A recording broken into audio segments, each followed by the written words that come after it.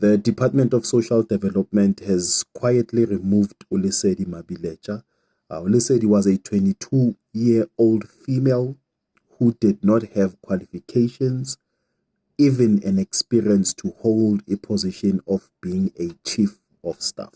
Now, this decision, according to Daily Mavericks, it came after her credentials were questioned. And it is said Uguti, the position that Ulisedi was appointed to, her annual salary was 1.4 million. It has also been mentioned that Ulisedi Mabilecha is a niece of Minister Sisisi Tolashe's special advisor, Onwako Khatla, who's facing undisclosed disciplinary issues. The removal of Ulisedi was announced in an internal memo, and also that memo did not give specific reasons as to why she was removed from the position. Now, we interrupt this post to advise you to get yourself a bottle of the Conscious Pet. This is a 2-in-1 gentle shampoo plus conditioner.